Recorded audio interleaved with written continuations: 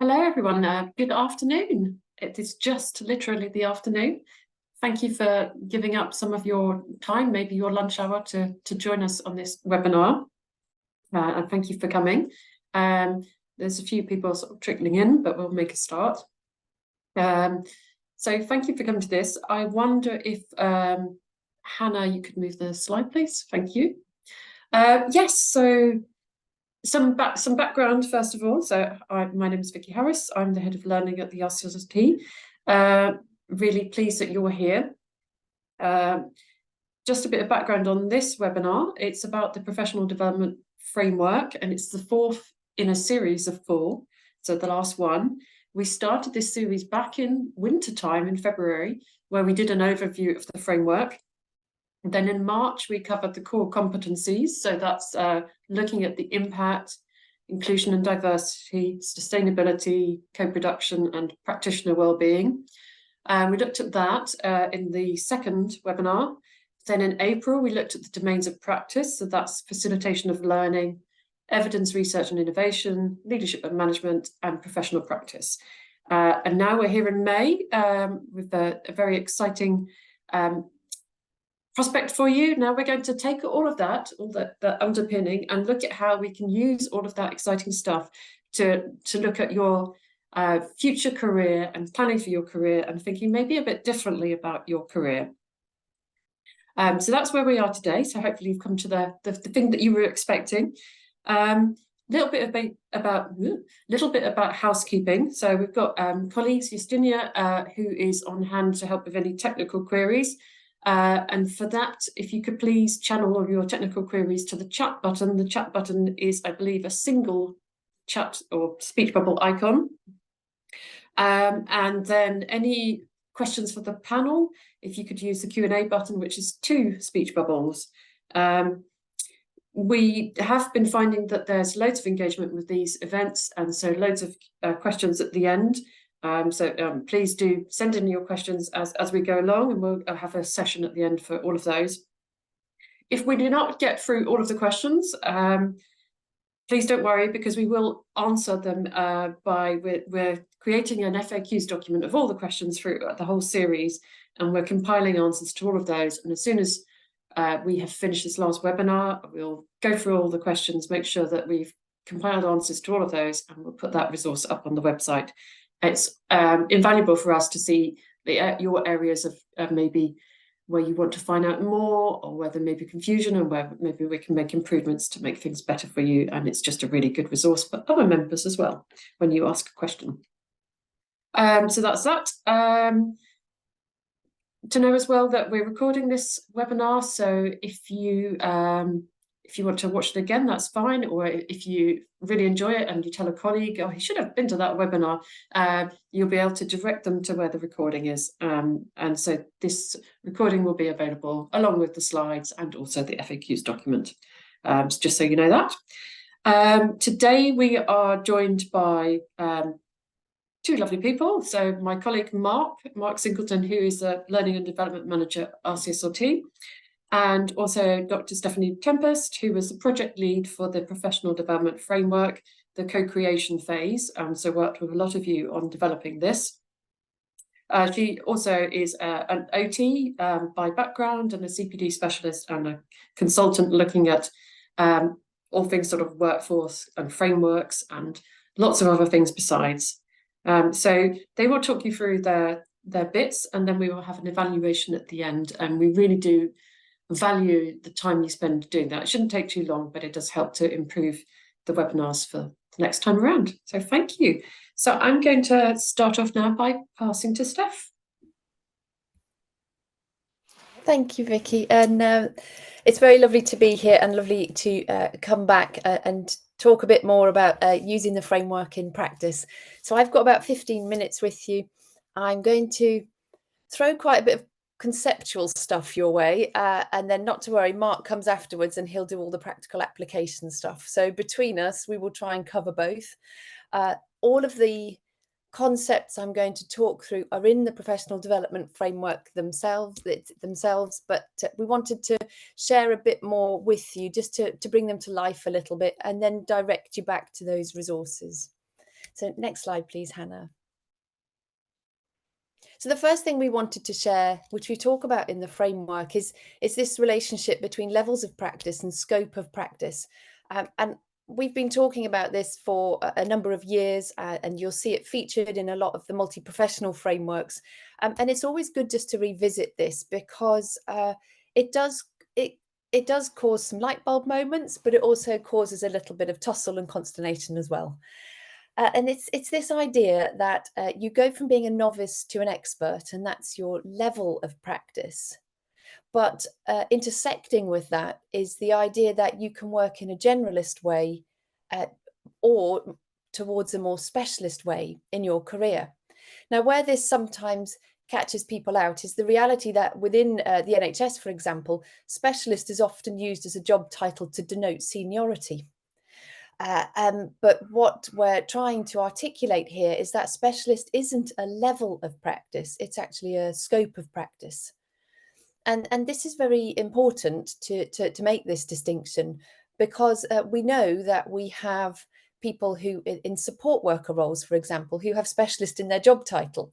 So it confuses the people who use our services when they see specialists used in very many different ways.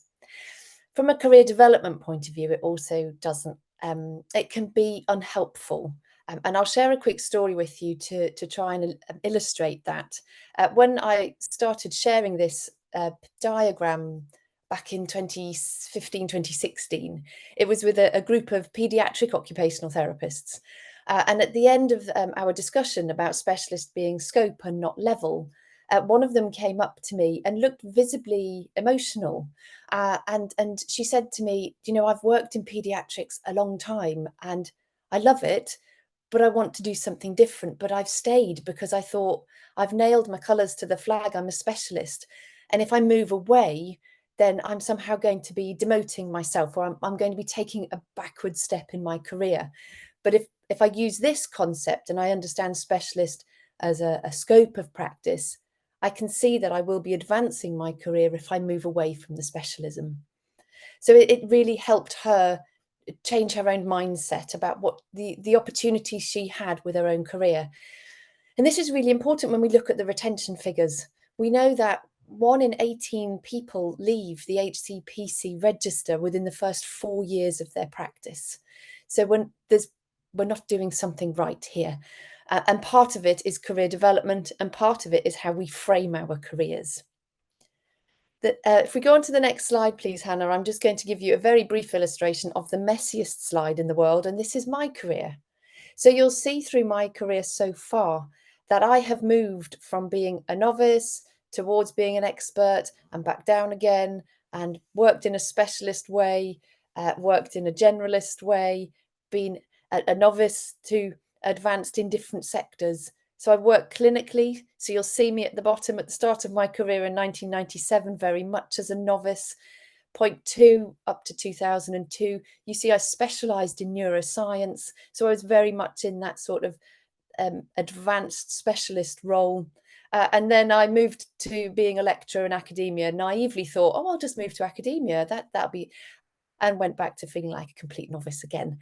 Except you'll notice I've done this 3 times in my career, gone back to feeling a novice. The third time was in 2014 when I moved to work for my professional body, for RCOT. But you'll notice that every time I've gone back to being a novice or feeling like a novice, it's actually higher up than the previous time, because of all the transferable knowledge and the transferable skills that I've been able to take to those new roles. So I wanted to share this with you, but also to invite you now, or to capture, just grab 5 minutes in the future to see if you can plot your own career on this and think about where you place yourself now, where you want to maybe place yourself in the future, where you've been in the past. And it just helps articulate the reality of our careers, that nobody's career goes in this straight, neat line. And maybe this is a tool that's within our professional development framework that can help you, or can help you with the people you line manage or supervise when they're thinking about it. And finally, on this page, you'll see where I am now. I've been running my own business now for 3 years, so I did go back to feeling like a novice again in 2021. And today, you know, sometimes I feel like an expert, and sometimes I don't. And it's allows me to have those honest conversations about those moments where I feel like I've got it, and other moments where I feel utterly overwhelmed, which I'm sure we all experience throughout our entire career. And it helps just be a bit kinder to ourselves on that front. So that's the first thing I wanted to share with you, this idea of novice to expert, um, and generalist to specialist. If we move on to the next slide. So you'll see from that diagram that my career and most of our careers don't involve going upwards in one smooth career ladder. So we've talked about it in the framework about it's time for an alternative, it's time for a different narrative, and one that focuses away from the career ladder. If we move on to the next slide, we'll talk a little bit about what this means. So we introduce in the framework the concept of growth-based career planning. We've also done some broader work with NHS England, the Workforce Training and Education, when they were HEE around this, and the resources are available online through there as well. And it's this idea that we have a different narrative and we talk about growth. We talk about growth-based career planning. It's important to say that this isn't my idea. This is not a new idea. The broader world of work has been talking about growth-based career planning for many years. I'm a member of the Chartered Institute for Personnel and Development. They've got podcasts going back to 2016 on this topic. And it's this idea that if we talk about growth, we encourage all of us to explore and legitimize a range of career possibilities for ourselves. And by doing so, we support workforce retention. So we acknowledge and celebrate vertical moves, so the traditional climbing the ladder for those people who want to climb the ladder. Also for those people who are able to, recognizing that sometimes the roles just aren't there for us within the geographical location of where we're able to work. But it also legitimizes these lateral moves. So you saw in my own career how I've moved sectors. I've moved from the NHS into higher education, into the professional body, and now into running my own business. And it provides us with a narrative to talk about the lateral moves we may all want to make with our careers. Absolutely, we need people in clinical practice and in schools and in prisons and in all the sectors where speech and language therapists work. But we also need an educator workforce. We also need to develop academic speech and language therapists to bring through the next generation of the profession. We also need a narrative, and growth-based planning, career planning is very good at this in particular, to celebrate those people who want to consolidate their knowledge and skills by staying in the same place, who want to add breadth and depth to their career and not move. Now, in health and care, I don't think we're very good at this. And I'd value your thoughts in the chat, although I can't see it at the moment, on what you think about this. Sometimes I think we can be a bit judgmental and we can look down on people who aren't looking to move, who enjoy their job, they enjoy coming to work, doing a really good job, and then going home, because nobody makes career decisions in isolation of what goes on at home. And sometimes that is what we want to do with our careers. And that's perfectly valid. When I was in academia, I stayed in the same role for 12 years. I never got promoted. I grew, I learned, I took on different opportunities, but I consolidated my breadth and depth. But I was regularly asked, oh, you're not going for promotion. And I was aware that there was a judgment label attached to that. Whereas if we talk about growth, we can talk about consolidating, adding breadth and depth, staying in one place, and really adding to our skill set. Alternatively, we can also talk about portfolio career planning. And this is portfolio careers are those people, and I've done this and I'm doing it presently, who may have one or two jobs at the same time. So they develop a portfolio of experiences. They may work 2 days a week in clinical practice, a day a week in academia. They may run their own businesses. Again, we need a narrative that celebrates and respects this. I posted this on X one time about celebrating portfolio careers, and somebody came back to me and went, oh, that's brilliant. I've got a name for it. All these years I've been feeling like I'm a bit of a magpie, just jumping around doing a bit of this and a bit of that, and feeling a little bit uncomfortable. But now I can tell people I have a portfolio career. So there's something about providing a narrative for people to legitimize the career opportunities that we all take, acknowledging that those career opportunities also sit within what we want to achieve uh, to balance and integrate our life outside of work as well as our careers. So if we move on to the next slide, thanks, Hannah. There's how do we support it? There's resources available. We'll put I'll find the link, we'll put them in the chat. And one way of doing it is to conceptualize careers as individual rivers that contribute to the broader health and care ecosystem. Now, again, the Cowell model is not new, and any of you who work closely with occupational therapy colleagues will know this. It's a model that's used in clinical practice, but in the past few years, it's gained traction within career conversations. So you ask people to think about their careers as rivers, where they want their rivers to flow to, what's in their riverbanks, what's in their environment that helps their career, that potentially holds their career back. And it acknowledges that we've all got rocks in the way. None of us have smooth career paths. And it encourages you to think about, well, what are the rocks in the way of my career? How can I still enable the water to flow round them? Who's in my world that can help me break down those rocks? Sometimes we have to appreciate these rocks are put there by the system themselves. And I'm thinking particularly from an equalities and diversities perspective. What can we do at a system level to try and influence breaking these rocks down so career rivers flow better? Things like the development of apprenticeships, for example, is an example of breaking down the rocks so more people can access entry into the professions, into the AHP professions. It encourages people to think about driftwood, those useful things that we can cling on to help our journey down our river to go smoother. And I really hope that in the fullness of time, people see the professional development framework as an asset-based piece of driftwood to help you think about where you want to take your careers next.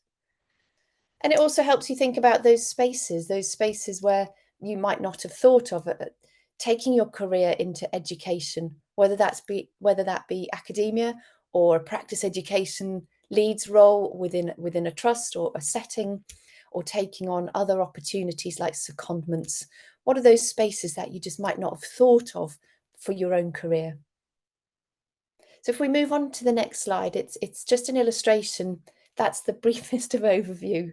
But if you go into the career framework itself on, I think it's page 40 and 41, we've put a summary of that discussion that I've just shared with you. So, and some reflective questions that you can use for yourself, and also some reflective questions that you may want to use with people that you line manage and support. And within the framework, we've pulled out this quote from Thorenson, who is a journalist. And she talks about her perception being a career ladder creating no value except for the person climbing it. If we want to move into a world where we have better representation, where we have better equal and equitable access into our AHP professions, if we talk about career rivers, we're feeding that entire ecosystem. Where we're supporting everybody to develop their own career river, where we can all go with the flow together in different directions, but in the knowledge that we're supporting the development of the speech and language therapy profession and its ecosystem. So the final few slides from me, next slide please, Hannah, is really how we use it in practice. This is where we start moving practically. If you are on your lunch break, I've just thrown a load of concepts at you, so I do apologise, but we are recording this, so please go back and please go into the framework where we've got summaries of all of this written down. We want to use the professional development framework in practice to support career conversations that focus on growth. What can we do to help pre-registration learners engage with the framework? So I'm working with colleagues at the college who are looking at the revision of the curriculum guidance, and that work is just starting. What can we do to introduce the professional development framework into the curricula so pre-reg learners come out knowing about it, using it? We did this with the project at the Royal College of Occupational Therapists, we embedded it into the learning and development standards, and the students came out and are coming out knowing about their equivalent framework. They're already using it to plan their careers. They're bringing it into supervision. So aligned with that, a piece of work, I'm really privileged that I've been invited back. It's always nice when you're invited back to do work. I've come back to do some work around the newly qualified space. And we're starting some work soon, which I'm really excited about. And I really hope I get to hear your thoughts, is how we can align the NQP goals process, the competency process, which you have in your profession and not many people have. So I'm learning how, what a privilege it is to have this. And I understand it's a real rite of passage, but how can we use the professional development framework to make that a really lovely developmental opportunity as we support our NQPs into the profession? How can we use the framework for appraisals, for development reviews, but also for those transitions, those preceptorship points that aren't newly qualified, when people are moving sectors, when you're lone working or you're in an emerging role? How can the professional development framework support you to maintain your professional identity, to keep you rooted into the profession, to feel a sense of belonging whilst you're doing something different? We know the value of these frameworks are scaffolding in those transitional moments in time. So how can we support you to consider using the framework for your own areas of growth? So I think that's about me done for now, but more than happy to take any questions, and we'll answer them later, and I'll pass you over to Mark. Thanks, Mark. Awesome. Thank you so much, Steph. As always, it's an absolute pleasure to listen to you speak about stuff like this. So thank you. So yeah, I think from my point of view, like Steph said, what I'm going to do is kind of do some use cases, some worked examples to start highlighting exactly how you could use the framework for some slightly more tangible outputs. Before I start screen sharing it, by way of a caveat of sorts, this is just to show some general use cases. So please don't feel limited by what I'm about to go through. We have always designed and intended the framework to be as open and flexible and accessible as possible. So, like I said, while I'm going to go through a few ideas and thoughts, please use it however you see fit, at whatever stage you see fit, and for whatever purpose or purposes either you see fit or just think might be interesting. There would be nothing wrong with trying to use the framework for something and thinking, you know what, right now that doesn't work for me. That's fine. You're not wedding yourself to anything. But yes, I'm going to share my screen, and my apologies in advance. I'm sharing my whole screen, so I'm going to be flicking between different windows. But there might be a brief moment where we see, that never-ending tunnel. So I will try not to have that last too long. But first of all, I guess I just wanted to show everyone where it is, just because, it's quite a common question. So you'll see I'm on the RCSLT website, and I'm logged in. And if you just hover over the learning in your career section, it's right here. You can jump straight to it, and that will bring you to here. So I'm largely going to focus on the interactive version, but if you want to access the PDF of the framework overall, and in particular, the PDF has that level and scope diagram that Steph talked through earlier, but you can access the PDF here. I won't kind of open a PDF, but yeah, if you just want to have a look at the PDF and, like Steph said, read through some of the sections, you can access that there. And then the interactive version, which, like I said, I'm going to be focusing on, you can access via this button down here. Just my internet a moment to catch up. And so the interactive version is solely kind of just so you can kind of store and track more than anything else. And it kind of removes the need to print something out and then, you've got to try and keep track of various bits of paper. But it doesn't have the depth of kind of, I guess, reflective questions and surrounding and supporting information that the PDF does. So if you do ever want to kind of have a nose through that information, I recommend the actual PDF document instead. But all that aside, like I said, I'm going to start going through just a couple of, I guess, use cases, worked examples. I can't see it at the moment, but do pop questions in the Q&A if you have them as I'm going through. And if I don't get to answer them live on this session, I can, like Vicky said, we're going to have an FAQ document, so I can respond to them there instead.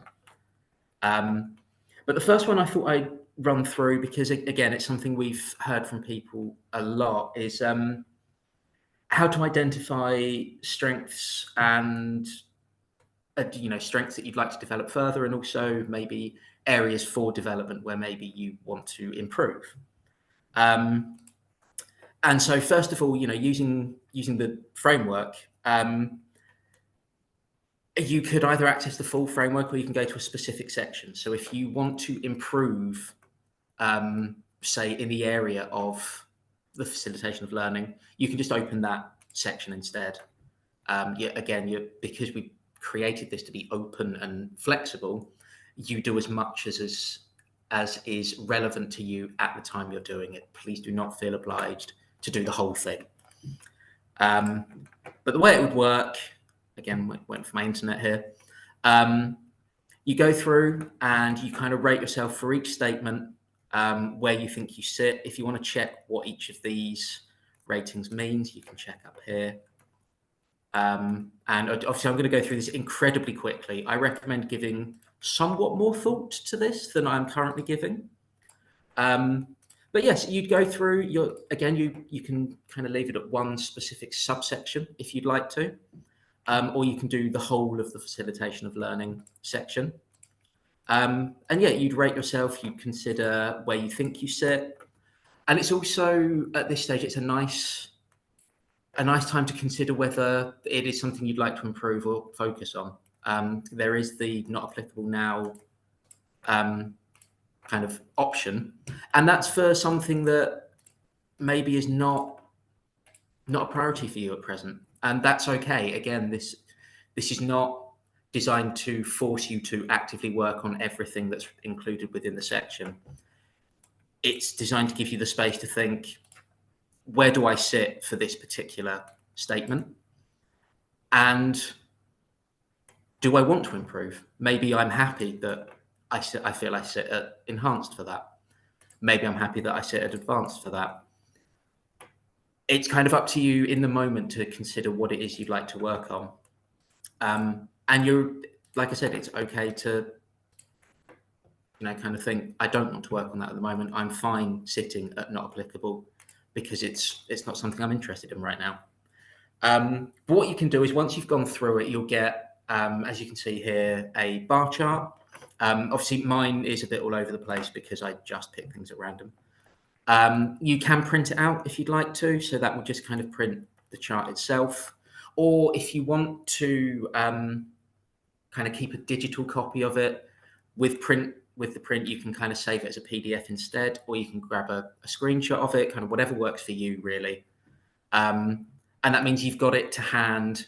Say you do this again in 6 months' time, you can then start to measure, where was I then versus where am I now?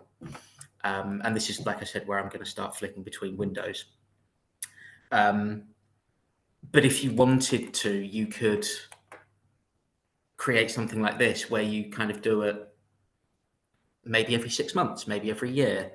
And you get kind of the bar chart, and then you also get the individual pie charts. All of that's available via the interactive version. And as you can see, I've just popped something in here to say this was October 2023. And then maybe by May, kind of 6 months later-ish, maybe 7, I can start to track, where have I improved? Are there areas where maybe I've dipped, and is that a problem for me? Or has work life kind of necessitated that I focus on other areas. But in general, am I trending upwards? Am I aware of what I want to work on, and have I made some progress on that? So that's kind of a use example. Something else we get asked a lot is around how you'd go about working this type of thing into an appraisal or, development review or something like that. And I guess my response would be, I don't necessarily know what your appraisal process is, but even just taking information like this into an appraisal and talking it through with your line manager to say, this is how I've rated myself. These are the areas I think are most important for me to work on. What are your thoughts? Do you have any suggestions, guidance, anything like that? Or equally, you could ask your manager to complete a section of the framework for you. So you could ask them to complete maybe the professional practice section and see how they think you rate, maybe versus how you've rated yourself, and start to consider, am I, maybe I'm missing or undervaluing some of my skills. Maybe I've got some blind spots where I think I'm doing okay, and maybe my manager thinks, there is some room to work there. So again, these are just some thoughts and ideas. None of this is obligatory or mandatory, but like I said, it's something we've been asked a few times now. How would I go about working this into my appraisal? And likewise, if you line manage others, it could be something you discuss with them, whether they find that useful for you to complete a section of the framework for them. They complete the same section and then kind of compare. So I hope that all makes sense. I'm going to head back to the framework now. And again, Steph mentioned this with regard to things like portfolio careers, or maybe branching out into a different specialism or a different area, maybe moving from purely clinical into maybe a mix of clinical and research, or something like that. And here again, it's a sort of thing where you could start to say, I wanted to move more into a research career. I would maybe focus on section 3, so the evidence, research and innovation section. And you can, and again, just waiting for my internet. But again, you can go through this, and it's so important.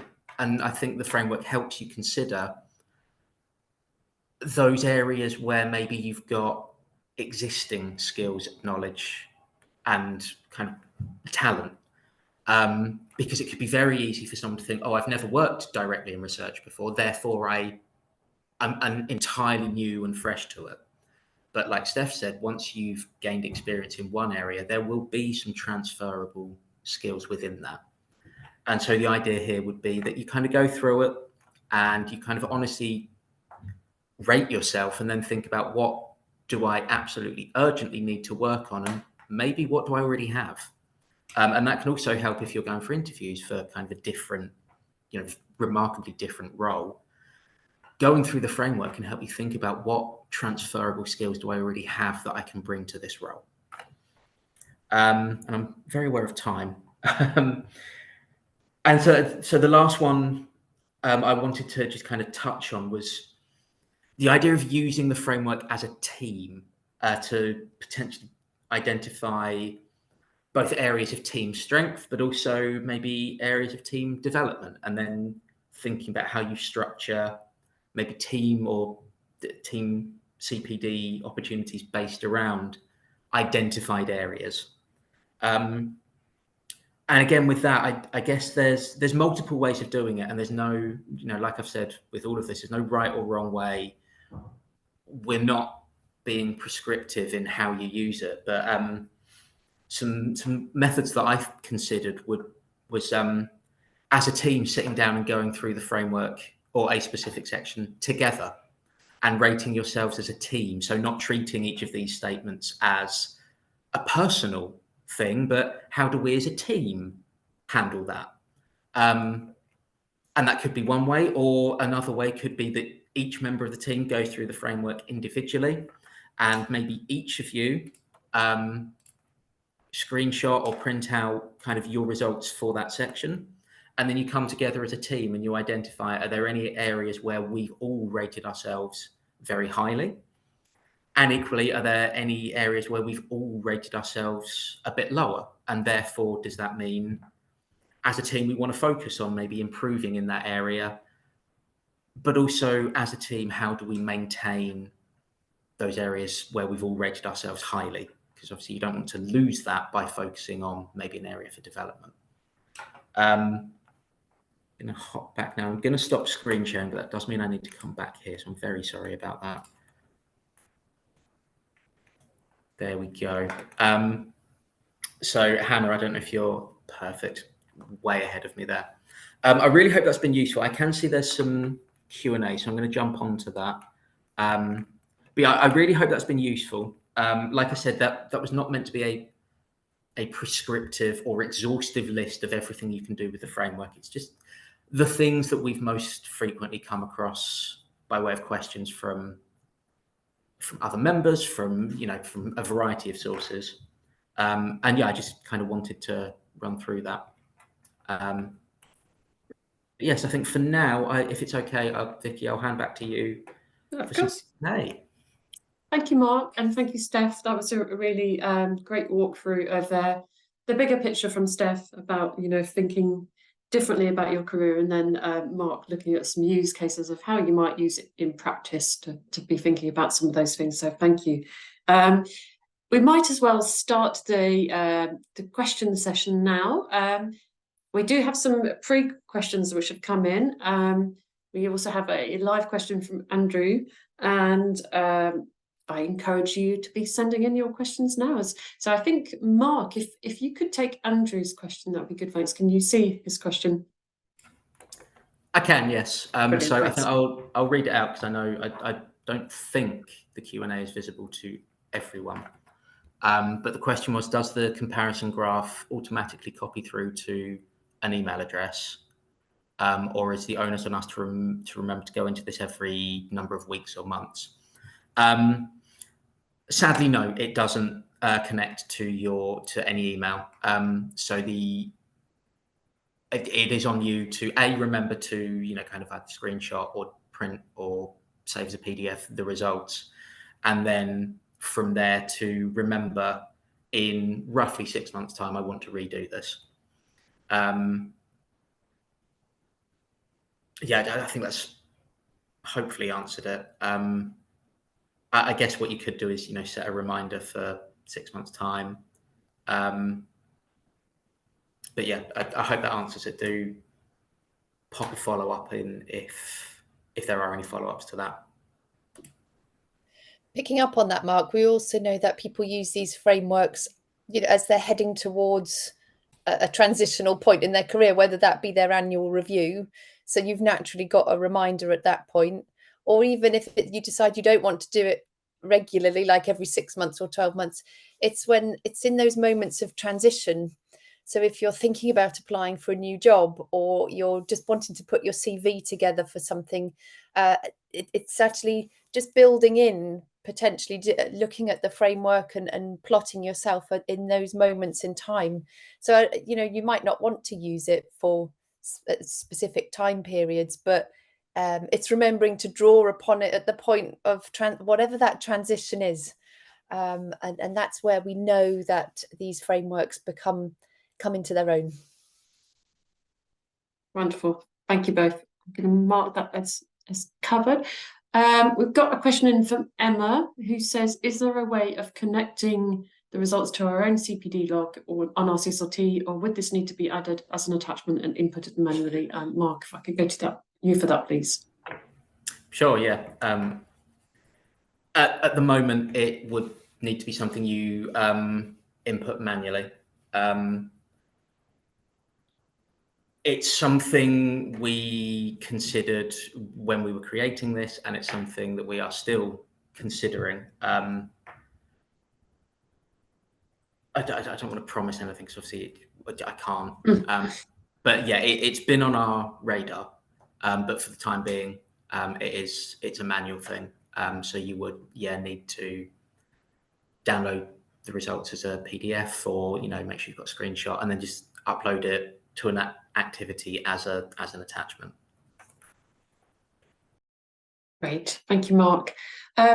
while I wait for anyone who wants to put some other questions in the live chat, I'm going to go to some pre-registration questions. Well, when I say pre-registration, registration for the webinar questions. So there was a really nice question in from someone who is working in a school, which I think refers back to something Steph was talking about with lone working. So how can the professional development framework tie in with and help me in my work in school, as I'm the only SLT in the setting? Wonder if either of you wants to take that, or I can. I'll pick that up, because I think it's twofold, really. I think the first is it helps remind you, when you are lone working, it can be quite isolating. And we know that mapping yourself back into your profession specific framework is just a way of maintaining your connection with your profession. So we know that it helps people just find their space, especially when, not so much schools, but especially when roles are new and in very diverse or emerging settings. It's just that reassurance that you're still working within your scope of practice if you can see yourself within your profession specific framework.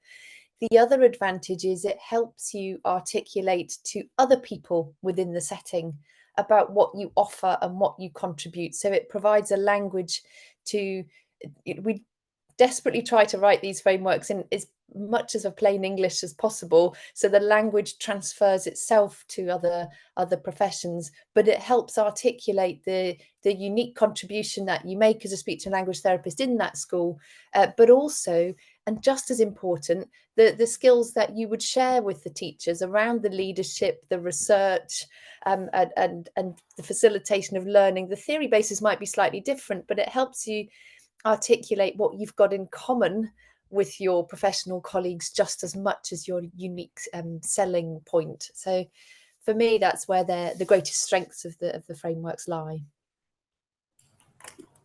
If I could also just jump in on a practical level, the framework is open access. So if I know I was talking about kind of sharing the framework with a line manager and getting them to complete it, I guess that would probably only work if the line manager was also a speech and language therapist. Potentially, it might be worth discussing with someone who's not, who, you know, if you work in an MDT or something like that. But either way, anyone can access the PDF of the framework. So if you wanted to share it with colleagues and your manager, just as, like Steph said, a kind of, hey, this is what a speech and language therapist does. These are my skills. You can just send them a link to the webpage and they can go in, explore, have a look at it for themselves. Right, thank you both. And I was going to add as well, it's a tool that you can take to your supervisor, for example, for those supervision sessions outside of the school. So that it helps with that, and it can also help you when you're talking with the school about your professional development as well, and what you need. So it's very much your sort of portable tool to take with you for all of these important discussions, but sort of defining where your skill set is, and but knowing what makes the SLT-ness about you, and for thinking about your career more broadly. And you share that common language with other SLTs, so you can feel sort of mapped into the profession. That's a really good question, though. Whoever sent that in, thank you, because it applies wherever you're working, sort of lone working. Okay, I'm just going to check if I've got any live questions. No. Okay. We had a question in about using it as in appraisal, which Mark has already sort of covered off. And another person asked, is it time consuming to use? We actually had one of our committee members presented an earlier webinar, and she talked about the practice of using this, and how she sat down one day and was like, I'm going to map myself into the framework. And then she quickly realized that, you know, how long is a piece of string? This could be a really big exercise. If you were to do everything all at once, it would take you a long time, and it probably wouldn't be doing it justice. So we do advise that you break it into sections and do them at different times, and you will find then also that there's time for a reflection in between. And as you know, Mark suggested, you might want to do it with other people as well to reflect in a more sort of 360 style, review of where you are, because we do know as well that people suffer from imposter syndrome, and they may not be appreciative of their own skills that they bring. So it's always good to do with other people as well. So is it time consuming to use? It depends how much you want to use it, but we would advise, because it is quite a big tool and it's very flexible, don't just sit down and think you're going to do it all in one go. Give yourself space to do it. I don't know, Mark or Steph, if you've got anything to come in on that.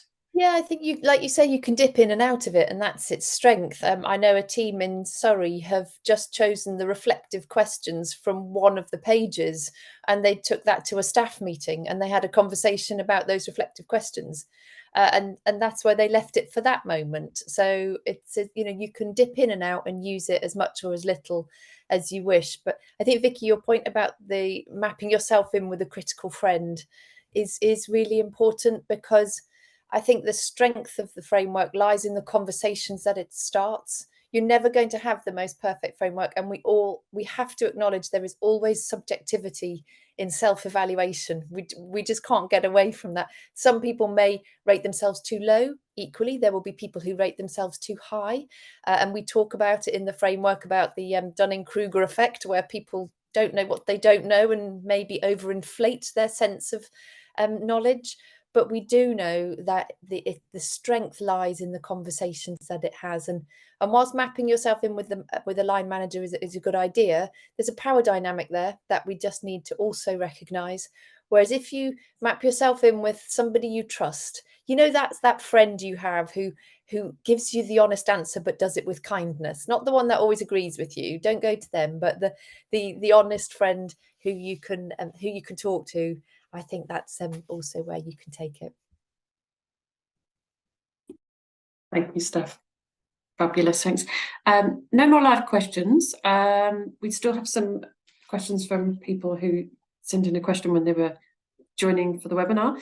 So another question is, how does the RCSLT see the progression and contribution of advisory consultative models of working in prevention?